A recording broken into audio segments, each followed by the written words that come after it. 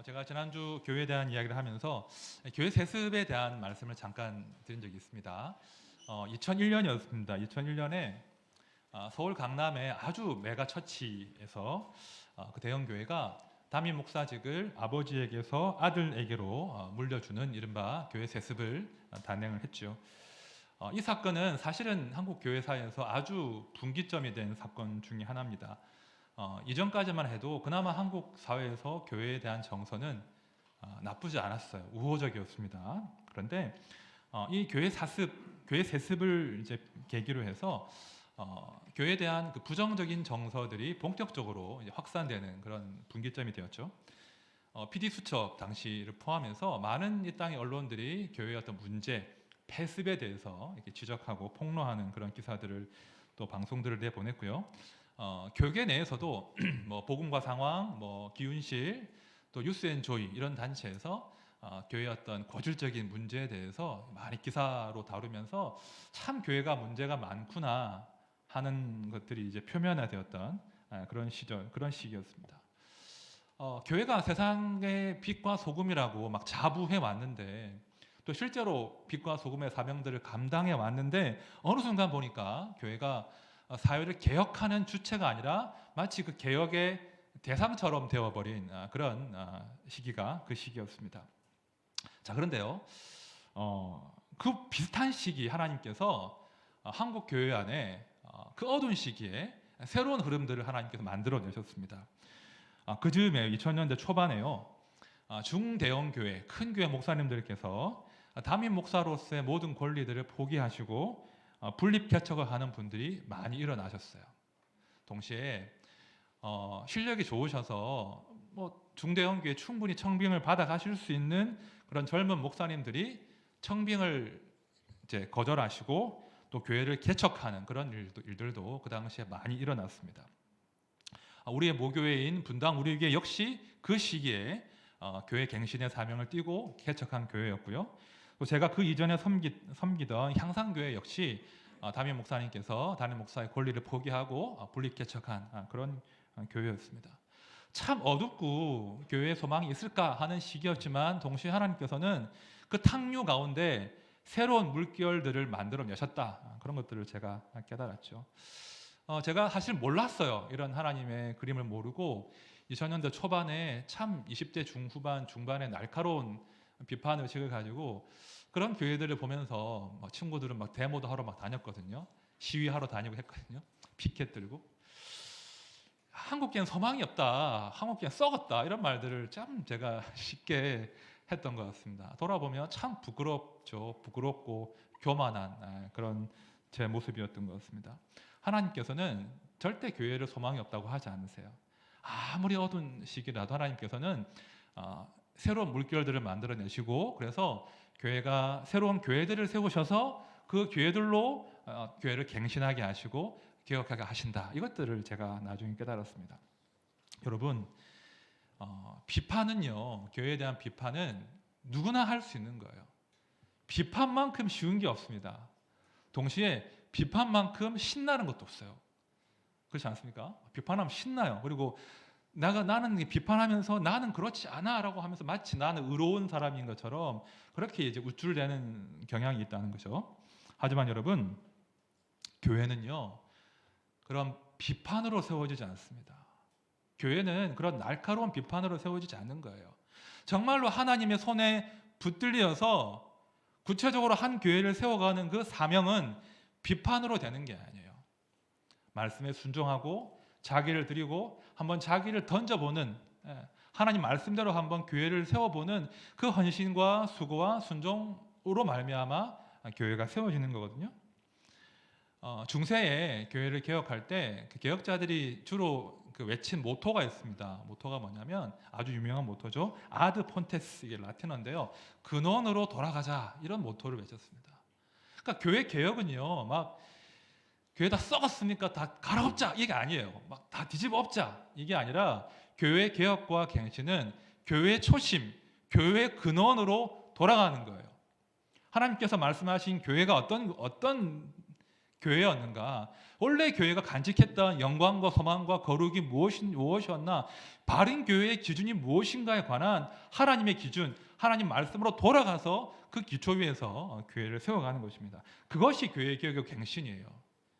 그것을 떠나서는 갱신을 말할 수 없는 거죠. 저는 지난주에 이제 교회 정체성을 이야기하면서 그랬잖아요. 교회는 교회 자체의 영광을 위해 존재하지 않는다.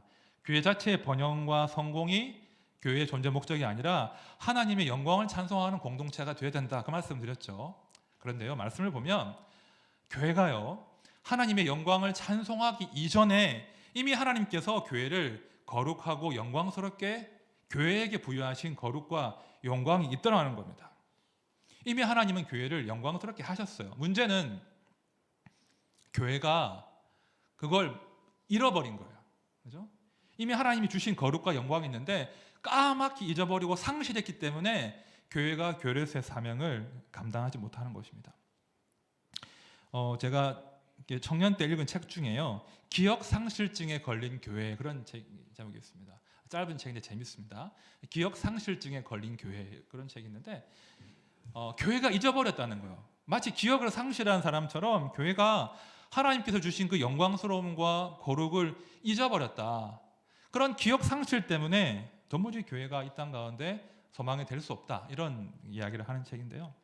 저는 오늘 이런 말씀 나누고 싶습니다. 교회가 원래 영광스러운 것인데, 원래 존귀한 것인데 잊어버리고 있던, 교회가 이미 소유했으나 잊어버리고 있는, 그렇죠? 자주 잊어버리는 그런 것 두 가지에 대한 말씀을 나누려고 합니다. 그렇죠? 우리 것인데 우리가 잊어버림으로 교회는 능력이 없는 거예요. 교회가 상실하는 것이 무엇인가, 두 가지로 한번 말씀 나눠볼 텐데요. 첫 번째, 교회가 잊어버리고 있는, 자주 잃어버리는 것은 교회의 어떤 영광스러운 신분, 교회의 소속, 이것들을 교회가 자주 망각하고 상실하고 있습니다. 자, 먼저 본문 7절 말씀을 다시 같이 한번 읽어보겠습니다. 시작. 우리는 그리스도 안에서 그의 은혜의 풍성함을 따라 그의 피로 말미암아 속량 곧 죄사함을 받았느니라. 네, 그의 피로 말미암아 속량 곧 죄사함을 받았느니라. 아주 중요한 유명한 구절인데요. 속량이라는 단어를 한번 주목해 보십시오. 이 속량이라는 단어는 교회의 어떤 영광에 관한 굉장히 중요한 의미를 내포하고 있는 단어거든요. 이 속량이라는 단어는 이제 고대 사회에서 이제 노예 시장에서 주로 사용되던 그런 단어입니다. 노예 시장에 가서 이제 그 값을 지불하고 이렇게 노예를 이렇게 사지 않습니까? 그때 사용하던 단어가 속량인데요. 많은 사람들이, 많은 크리스찬들이 이 속량이라는 단어를 이해를 하면서 이 속량이 구원의 다른 이름이거든요. 구원, 속량을 해방이다, 자유다, 죄에서의 또 지옥에서 벗어나는 것이다, 자유에 좀 방점을 짓고 많이 해석을 했습니다. 하지만 성경이 이야기하는 구원과 속량은 그런 자유와 해방 정도가 아니에요. 여러분, 노예 시장에서 한 주인이 값을 지불하고 그 노예를 산다는 것은 그 노예의 자유와 해방을 말하지 않아요. 뭘 의미합니까? 그 노예에게 새로운 주인이 생기는 거예요. 맞습니까? 그러니까 성경이 말하는 구원과 속량은 이제는 내가 아무런 주인도 없어, 자유야, 해방이야, 이것이 아니라 새로운 주인이 생기는 것이고 그 새로운 주인과 새로운 관계로 들어가는 것이 속량의 의미인 거예요. 에베소서와 이제 쌍둥이 서신이라고 하는 그 성경책이 골로새서인데요. 이 골로새서를 보면 이 속량의 의미를 더 명확하게 알 수 있습니다. 제가 한번 읽어볼게요. 그가 우리를 흑암의 권세에서 건져내사 그의 사랑의 아들의 나라로 옮기셨으니 그 아들 안에서 우리가 속량 곧 죄 사함을 받았느니라. 자, 14절이 오늘 본문과 동일한 속량 곧 죄 사함, 이런 단어가 등장하죠. 그런데 그 앞에 13절을 보시면 그 속량의 의미를 잘 보여주고 있습니다. 자, 속량은요 흑암의 권세에서 해방되어서 와, 자유다, 이게 아니라 해방 이후에 소속이 바뀌는 거예요. 소속이 옮겨지는 거예요. 어디로 옮겨집니까? 사랑의 아들의 나라로 옮겨지는 거예요. 그죠? 그러니까 속량은요, 자유, 해방 이런 개념보다는 소속이 바뀌고 주인이 바뀌어서 그 주인과의 새로운 관계 속으로 들어가는 것, 그죠? 새로운 주인과 내가 새로운 관계를 형성하는 것, 이것을 속량, 구원이라고 성도들이 이해를 해야 된다는 거예요. 자, 그런데요, 기독교가 말하는 이 속량과 구원이라는 개념이 현대인들에게는 굉장히 불편한 개념입니다. 아무튼 어떤 주인이 생기는 거잖아요. 내 인생을 간섭하고 통제하는 주인이 생긴다, 그런 식으로 이제 받아들이는 경우가 많거든요. 현대인들은요, 사실은 내 마음대로 하는 자유를 굉장히 좋아해요. 그래서 우리 시대의 정신이 그렇지 않습니까? 어떤 절대적인 기준 말하지 마라, 어떤 정답 말하지 마라, 너의 자유로운 선택이 네 삶의 기준이 되면 돼. 각자의 자유로운 선택을 존중해야 돼. 이것이 우리 시대의 정신이기 때문에 많은 사람들이 내가 누구의 지배 아래 산다, 내가 누구의 종이 된다, 그 개념을 굉장히 싫어합니다. 자, 그리고 이런 시대, 그러니까 자유와 관용, 그러니까 자유와 그 자유를 존중하는 관용이 너무나 상식이 된 그런 시대를 살다 보니까 심지어 성도들도요, 내가 하나님의 종이야, 하나님이 내 주인이야, 이런 개념들을 심정적으로 거부하는 일이 굉장히 많다는 거예요.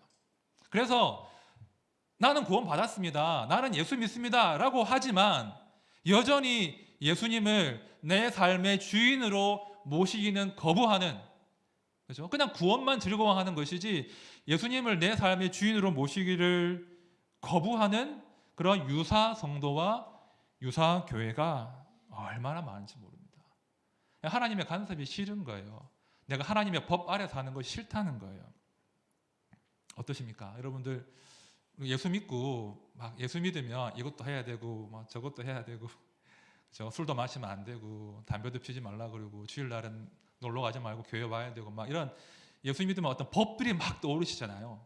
아, 구속받기 싫은데, 내가 원할 때 교회 오고 싶은데, 내가 원할 때 예배하고 싶은데, 나는 자유가 좋은데, 그런 분도 계시죠? 네. 여기 오신 분들은 안 그러시는군요.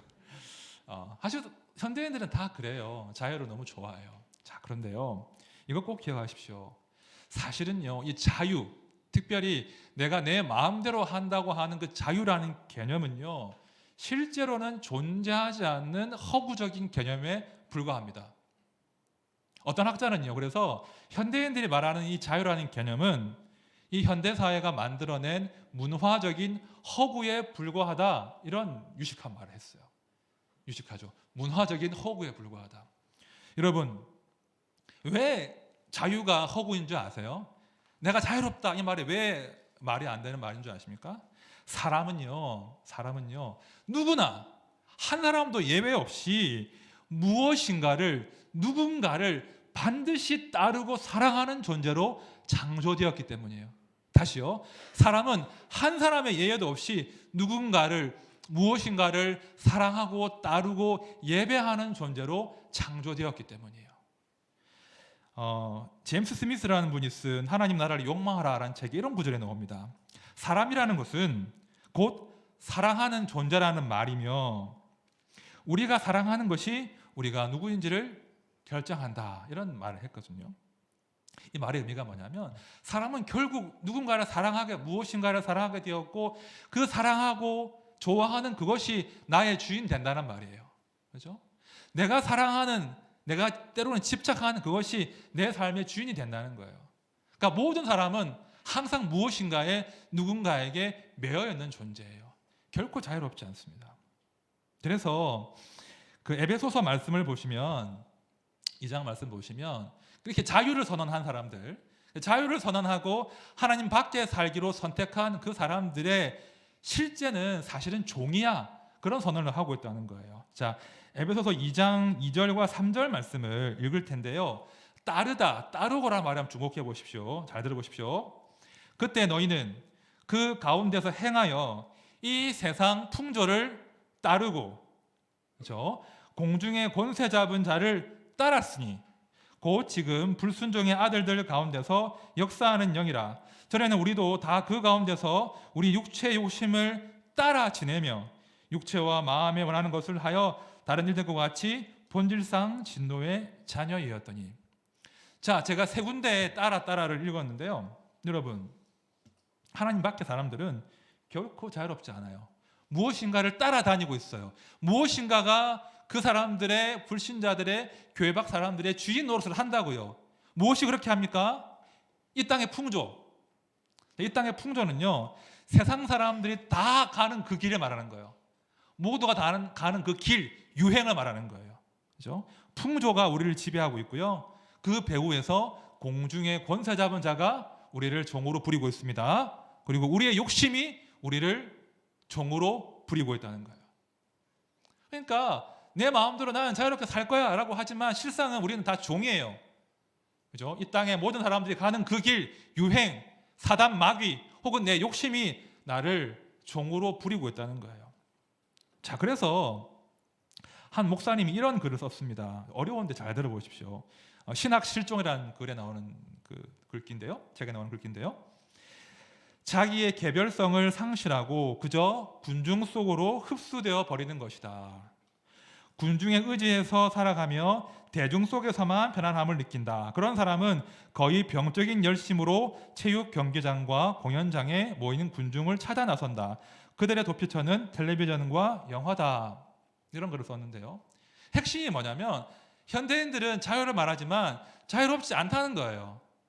그 모든 선택의 배후에는 그냥 사람들이 다 가는 그 길, 유행, 그죠? 그 시대의 정신, 자기 욕심 이런 것들에 이끌려서 사실은 종살이 하고 있는 거다.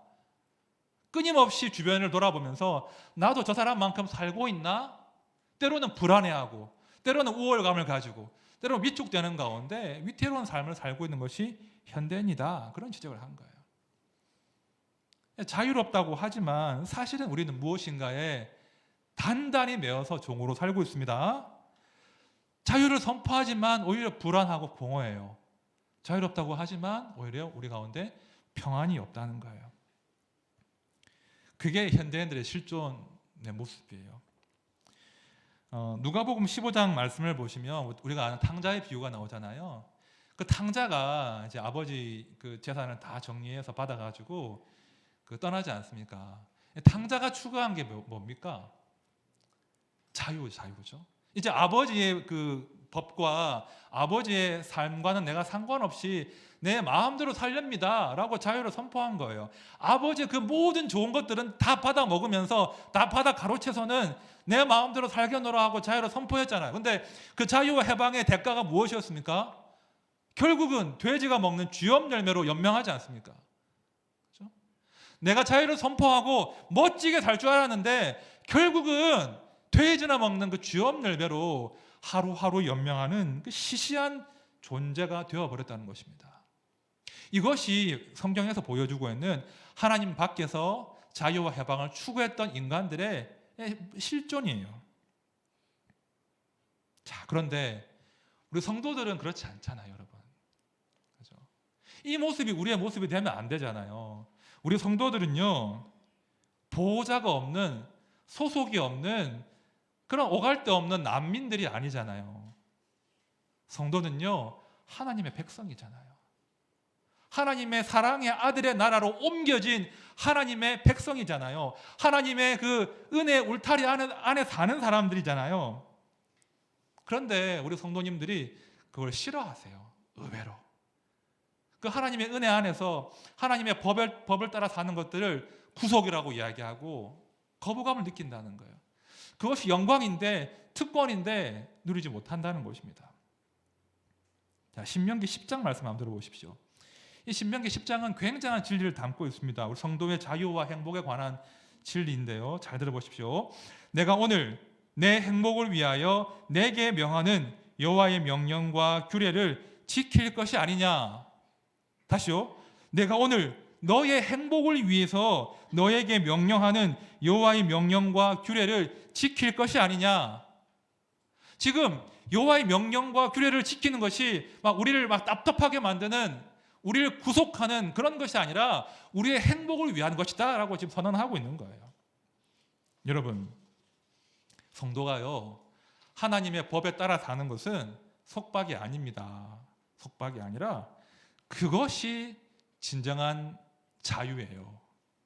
우리가 하나님의 은혜 울타리 안에, 말씀의 기준 안에 사는 것이, 그것이 진정한 자유이고 그 진정한 자유가 우리를 행복으로 인도한다는 거예요. 내 마음대로 사는 것이 우리를 행복하게 하는 것이 아니에요. 내가 누구에게 속한 자인지 알아야 돼요. 그리고 내가 누구의 사랑을 받는 자인지 알아야 돼요. 그리고 내가 무엇을 위해서 살아야 할지를 알아야 해요. 그것이 우리를 진정 자유롭게 하는 거예요. 그 진리가 우리를 자유롭게 하는 거예요. 성도는요, 내 마음대로의 자유를 추구하는 사람이 아니라 진리 안에서의 자유를 추구하는 사람이에요. 그 자유가 신명기 말씀처럼 성도를 실로 행복하게 한다는 겁니다.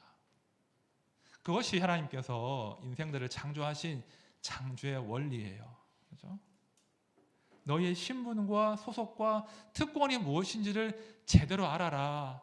나의 은혜 울타리 안에서 사는 것이 진정한 자유이다. 이것이 교회를 향하신 하나님의 호소입니다. 여러분, 우리가 교회 갱신과 개혁을 대단한 걸로 착각을 많이 하는데 그렇지 않습니다. 선명해요. 우리가 다시 하나님의 말씀의 기준과 그 은혜의 울타리 안에 살기로 작정하는 게 교회 개혁이에요. 교회 갱신이에요. 성도가 내 마음대로 내 욕망대로 살려고 하는 것들을 중단하고 이제 내가 내 삶을 정말 진정한 자유가 한데 진리 안에서 말씀 안에서 내가 자유를 한번 누려보겠다. 내가 뭘 위해 살아야 할지, 내가 얼마나 사랑받는지 알고 살고 싶다. 이런 결심이 교회 갱신의 첫 단추인 거예요. 우리 모두 할 수 있잖아요. 그죠? 다른 거 못하지만 이거 할 수 있거든요. 하나님, 내가 다른 거 못하지만 내가 하나님 말씀의 기준으로 내 삶과 우리의 가정들을 갱신하게 해주십시오. 그런 개개인들의 성도의 결심이 교회 개혁으로 이어지는 겁니다. 그 초심을 우리가 회복해야 되는 거예요. 자, 두 번째입니다. 교회가 자주 상실하는 것, 지금 상실하고 있는 것은 두 번째는 영적인 시력을 상실했어요. 다시요. 교회가 영적인 시력을, 믿음을 상실한 거예요. 자, 본문 11절 말씀을 보시면 하나님께서 이미 교회에게 허락하신 복의 실체가 나와 있는데요. 제가 읽어볼게요. 모든 일을 그의 뜻대로 그의 뜻의 결정대로 일하시는 이의 계획을 따라 우리가 예정을 입어 그 안에서 기업이 되었으니, 자, 그 안에서 기업이 되었으니 이 말을 풀이하면 하나님의 상속자가 되다 이 뜻입니다. 그렇죠? 하나님 우리를 선택하신 이유가 우리를 당신의 상속자로 삼으시려고 우리를 교회로, 성도로 부르신 거예요.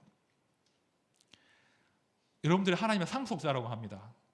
별 감동이 없죠. 감동이 없어요. 그러니까 성도들이 우리가 하나님의 기업을, 영광스러운 기업을 이어받을 상속자야, 이런 말이 막 선포가 되어도 그냥 교리적으로 봤지 별로 감동이 없습니다. 왜 감동이 없습니까? 안 믿기 때문에요. 안 믿는다는 말은 보이지 않는 것들을 볼 수 있는 영적인 시력이 없다는 거예요. 보이지 않으니까, 실감이 안 나니까 별로 기쁘지 않은 거예요. 이게 원통할 노릇이에요. 교회가 하나님의 상속자인데 별로 기뻐하지 않습니다. 제가 군 생활할 때요, 제 바로 위에 고참이 4개월 위에 고참이었어요. 그 4개월 만에 고참이 들어왔으니까 얼마나 제가 사랑스러웠겠습니까? 근데 그분이요, 준재벌집 아들이었어요. 별로 안 놀라시는군요. 돈이 많은 집 아들이었어요. 그리고 선임과 곧 결혼할 약혼녀는 이제 이름만 되면 알만한 큰 건설 회사 사장의 딸이었어요. 얼마나 이렇게 돈이 많겠습니까? 그러니까 지금 실제로 그분이 이제 아버지를 이어서 기업을 하고 계시거든요. 아버지가 부자니까 얼마나 당당한지 몰라요. 돈도 잘 쓰지만 얼마나 당당한지. 제가 바로 밑에 구참이었으니까 얼마나 혜택을 많이 받겠습니까? 그분이 그러시더라고요. 제가 이제 예수 믿는 것도 알고 혹시 나중에 교회를 할 것도 아셨기 때문에 영주야, 나중에 혹시 교회 하면 내가 교회 하나 지어줄게, 그렇게 했거든요. 제가 좀 고민이 됩니다. 남양주에 계신데 연락을 해봐야 될지 말아야 될지. 그러니까 이 땅에서 어떤 큰 기업체를 이어받을 그런 꿈을 가진 사람도 그렇게 당당하고 멋있더라고요. 얼마나 당당한지 사람이 시시하지가 않더라고요. 굉장히 멋지더라고요. 그런데 우리가 소유한, 우리가 받을 상속은 그런 것과는 비교할 수 없잖아요. 그런데 이 땅의 많은 교회들이 그것을 볼 수 있는 시력을 많이 상실한 거예요. 여러분, 사람과 짐승이 다른 점이 뭡니까? 그렇죠? 사람과 짐승이 뭐가 다릅니까? 사실은 우리 시대의 그 정신에 따르면 우리 시대가 이제 그 모든 것들을 물질로 다 해석하는 유물론이 지배하지 않습니까? 또 어떤 진화론적인 세계관이 지배하기 때문에 사실은 사람은 고도로 진화된 짐승에 불과한 거예요. 우리 시대 가치에 따르면 그렇습니다. 별로 사람이 짐승보다 나은 것이 없어요. 재밌는 것은 전도서를 보니까 그 동일한 말씀이 등장해요. 자, 전도서 3장 보십시오. 3장 19절 20절 읽어볼게요. 인생에 당하는 일을 짐승도 당하나니 그들이 당하는 일이 일반이라 다 동일한 호흡이 있어서 짐승이 죽음같이 사람도 죽으니 사람이 짐승보다 뛰어남이 없음은 모든 것이 헛됨이로다. 다 흙으로 말미암았으므로 다 흙으로 돌아가나니 다 한 곳으로 가거니와. 놀랍게도 성경 말씀도 뭐라고 합니까? 딱 이 구절만 딱 떼어내면 사람은 짐승보다 나은 것이 없다, 이렇게 말할 수 있는 거예요. 동의가 되십니까? 동의 안 되죠? 동의하시면 안 돼요. 조금 앞에 전도서를 보시면 전혀 같지 않다고 분명히 말씀하시거든요. 자, 전도서 3장 11절 상반절 말씀 우리 다 같이 읽어보겠습니다. 시작. 하나님이 모든 것을 지으시되 때를 따라 아름답게 하셨고 또 사람들에게는 영혼을 사모하는 마음을 주셨느니라. 네, 사람에게는 짐승에게 없는 게 있어요. 영원을 사모하는 마음을 주셨어요. 이걸 풀이하면 눈에 보이지 않지만 우리가 볼 수 없으나 우리가 볼 수 있는 것과는 감히 비교할 수 없는 영광스러운 그 실제를 볼 수 있는 안목을, 시력을 사람들에게는 허락하셨다는 거예요. 그 능력이 바로 믿음이잖아요. 그것이 교회의 능력이잖아요. 그런데 우리 시대가 참 믿음이 없는 거예요. 그러니까 교회 밖 사람들이야 그렇다 치더라도 교회 안의 성도들도 이 영혼을 사모하는 마음들을 점점 상실해 버리고 있다는 거예요. 사실은 우리 예수님께서 이미 경고하시고 예언하신 내용이거든요. 자, 누가복음 18장 보십시오. 내가 너에게 이르노니 속히 그 원한을 풀어 주시리라. 그러나 인자가 올 때에 세상에서 믿음을 보겠느냐 하시니라. 인자가 올 때에 세상에서 믿음을 보겠느냐, 지금 제자들에게 하신 말씀이에요. 예수님 이미 예언하셨죠. 믿음이 없는 세대가 도래할 것이다. 도무지 그냥 눈에 보이는 것만으로 모든 것을 판단하는 그런 세대가 올 것이다. 영적으로 소경이 득실거리는 시대가 반드시 올 것이다. 그런 예언을 하신 거예요. 제가 처음에 이제 이 말씀을 막 접할 때는 나한테는 해당 사항이 없어 이렇게 잡아뗐습니다. 나한테는 해당 사항이 없지. 나는 믿음이 있지. 나는 저들과 같지 않아. 나는 믿음이 있어. 이렇게 저를 봤는데요. 요즘 제가 보니까 제가 진짜 믿음이 없더라고요. 제가 정말 믿음이 없어요. 딱 그냥 눈에 보이는 그것만 지금 보고 있는 거예요. 눈에 보이지 않는 하나님 준비하신 그것들을 볼 수 있는 안목이 정말 제 안에 사라지고 있더라고요. 지금 불행하지만 교회들이 다 그래요. 지난주에 제가 아주 오랜만에 그 첫째 딸아이와 좀 대화를 나눌 수가 있었어요. 동생들 재우기도 하고 이제 좀 늦은 시간이었는데 우리 첫째 딸 고1이거든요. 첫째 딸, 저 아내 세 사람이 좀 대화를 나눴는데 이번 주 시험 기간이거든요. 그래서 이제 또 첫 시험이고 하니까 이제 공부에 대한 부담이 얼마나 크겠어요. 그래서 이제 몇 주 전부터 엄청 긴장하고 있는데 뭐 제가 뭐 할 수 있는 조언이 뭐겠습니까? 그냥 교과서 중심으로 열심히 하면 돼. 제가 할 수 있는 조언은 별로 없어요. 그냥 교과서 중심으로 개념 정리하고 외우고 외울 거 외우고 이해할 거 이해하고 그러면 돼. 그렇게 이제 좀 제가 가볍게 막 이야기하고 부담을 안 줬는데 부담 준 건가요? 지난주에 이제 이야기하는데 이제 또 공부 이야기를 할 수밖에 없었죠. 시험이 코앞이니까. 괜찮니? 어렵지 않니? 뭐 이런 이야기 하는데 이야기를 하다가 갑자기 아이가 울음이 터진 거예요. 울음이 막 터진 거예요. 저희 첫째는 잘 울지 않거든요. 감정 표현 잘 안 하는 타입인데 참다가 터진 것 같아요. 엄마랑 아빠랑 당황을 한 거죠. 애가 오니까 공부가 너무 어려운가 보다, 한계에 부딪히는가 보다. 근데 대화를 해보니까 꼭 그런 게 아니더라고요. 그런 게 아니라 그냥 너무 답답하대요. 인생이 그냥 답답하대요. 어떤 건지 아시겠어요? 안 할 수는 없고 해야 되는데 남들 다 하니까 하고 있는데 의미를 못 찾겠고 그냥 답답하다고 두렵다고 뭐 그런 말을 하면서 펑펑 우는데 되게 마음이 아프더라고요. 아내도 같이 막 괜히 울고. 제가 이제 딸아이와 그 대화를 마치고 곰곰이 생각하는데 너무 가엾더라고요. 우리 아이들이 우리 부모 세대가 말입니다. 앞서 믿은 우리 아버지, 할아버지, 할머니의 세대가 영적인 시야가 점점 약해지고 우리 아이들이 지금 이루어낸 것, 우리 아이들의 성적, 우리 아이들의 현재 상태에 근거해서 계속 아이들에게 말을 하다 보니까 우리 아이들도 부모님을 닮아서 이 보이지 않는 것들을 볼 수 있는 눈이 다 사라진 거예요. 그렇죠? 성도가 이미 누리고 있는 그 하나님의 약속과 하나님의 상속에 대한 그 자긍심은 전해지지가 않으니까 늘 부모님의 불안한 마음만 전해지니까 이 아이들도 그 불안함 가운데 살고 있더라고요. 와, 정말 교회가 회개해야 되겠구나. 정말 믿음의 기성세대가 회개해야 되겠구나. 보이지 않는 것들을 보고 그것들을 아이들에게 찾고 자랑할 수 있는 그런 교회가 되어야 되겠구나. 그런 마음을 제가 먹었습니다. 사도 바울이 이렇게 교회를 향해 기도하잖아요. 자, 1장 18절을 들어보십시오.